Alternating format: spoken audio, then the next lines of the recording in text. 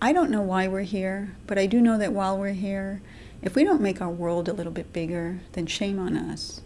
And you've already started to do this. Just by not fitting into the parameters that have been set up for you, you're already stretching boundaries. And I'm lucky enough that I work for a company where that's our job. At Draper, there are engineers, scientists, chemists who break boundaries every day. In space exploration, we're developing the planetary hopper that scales cliffs and leaps down into craters. And in the opposite scale, in healthcare, we're developing miniaturized electronic devices to thwart off diseases. And on the human level, a lot closer to home, we've developed the LGBT affinity group, which our management not only allows, but also supports. And this is a collection of people who, like you, from day one, knew that they were different. I remember that pretty early on that I didn't want what my friends wanted. I really couldn't put my finger on it, but I knew that, there was an attraction to boys or men. I always felt I had this secret. I was different than everyone else. Didn't have anyone to discuss it with.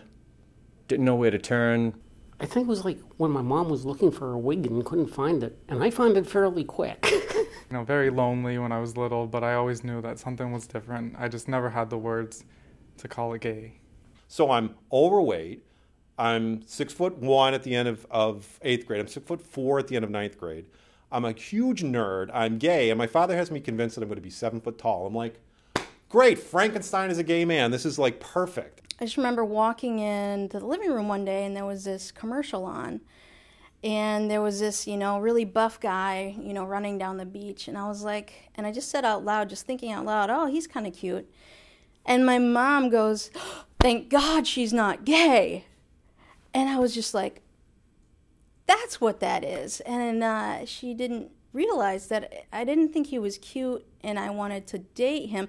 I thought he was cute and I wanted to be him. It was not right. I knew that just based on the way that I was brought up. I was born a boy. I should always be a boy. Nobody wants to change their sex and become a girl. In middle school is when I started having the thoughts that, if I wasn't here, it would be a lot easier. It would be a lot easier on my family. It would be a lot easier on myself because I wouldn't bring the shame to my family name that I was told I was going to bring if I stayed gay. I made a pact with myself in high school that I would stay alive until I graduated from college. I would give it that much time and no more. And if things didn't get any better, that was it. There was nothing after college. It was just a blank. I never cared if I lived or died. Did I actually try to kill myself? No. Did I want to die? Yes. At one point I did give in to thoughts of giving up, and I'm so grateful that it didn't work.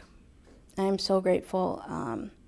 I tried to commit suicide when I was 17, and there's so much of my life that is so beautiful that occurred after that age. I had never contemplated suicide. It's not that it didn't cross my mind. It's like, it's an option, but I just thought, this can't be it. This can't be how I feel forever. It's either going to go away or something else is going to happen to make it better. I had the independent force and sense of self to realize that somehow it was going to be okay. I was just going to deal with it, and I would do the best I could in school, and that would be my ticket to a university in a big city. They really started to change when I got into college. I reached a point, I don't know what the key was on it. I stopped caring what other people thought about me. Once you get out and into college, it's like there's just this entire new world of people and experiences and differences, and all of a sudden you don't feel like such a freak anymore. Very shortly, you're going to have the opportunity to find out where you want to go in life. What school do you want to go to? And where do you want to end up? Do you want to stay in the town that you're in? Or do you want to move out to a big city and be able to explore and be exposed to people that you're going to find out are like yourself? When I was in high school, my photography was empty, depressing, lonely scenes. Right now, it's full of energy. And you can see the difference of in the photographs of how I felt when I was closeted and how I felt when I'm not. It really shows up in my art.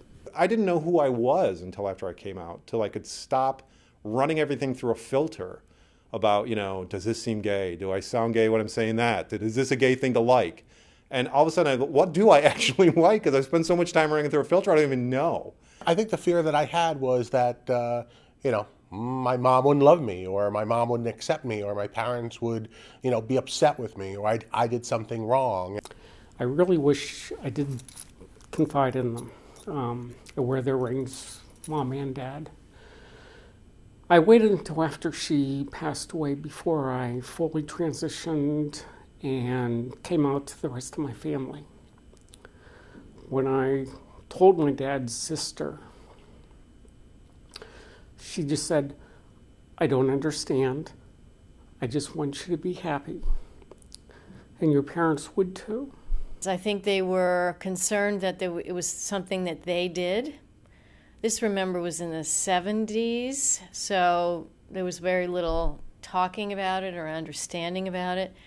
And then the second reason was that they thought I was going to have a much more difficult life. The analogy I had in my head was I'd reached this wall, this very high wall, and it stretched as far as the eye could see in either direction, east and west. And I had to go, and there was no going forward until I crossed this wall.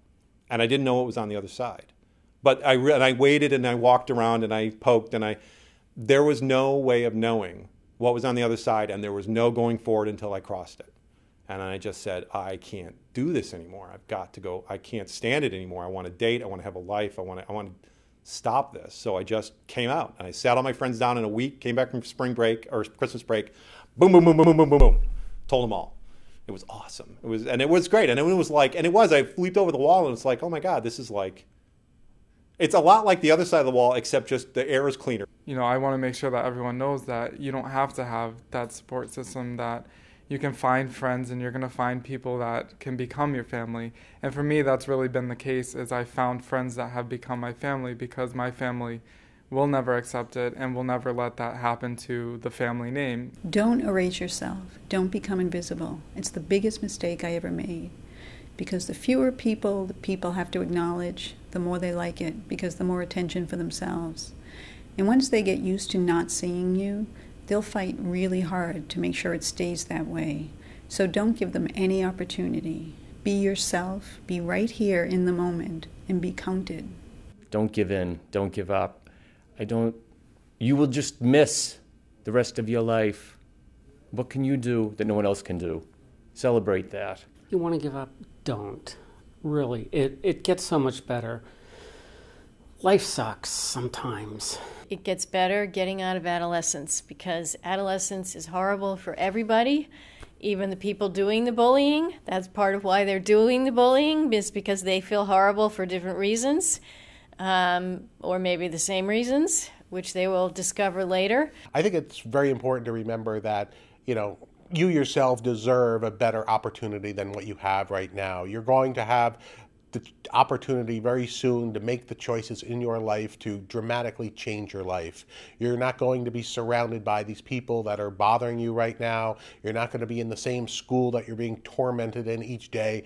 You're going to have the opportunity to get out from under that and go wherever you want in life. I really thought it was sort of a lonely experience, that there were just so few of us, or that it was so unaccepted in the world that I was never going to find the people, especially my partner, who's also a Muslim. I just never thought that would happen. It really is a full, rich, authentic life where your dreams will not be compromised. And I think that's the important thing to remember, is you will not have to compromise your dreams.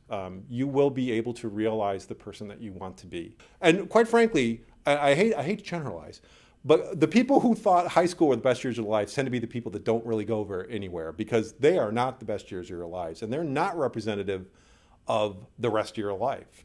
Outside of high school and in the real world, people started showing up that I didn't even know. But they looked at my butchness, heard the rhythm of my soul, and they wanted to take part in the life that now I know. Yeah, high school is hard for us butchies, trannies, gays, but there's a whole world out here. And for you, it's just a waiting.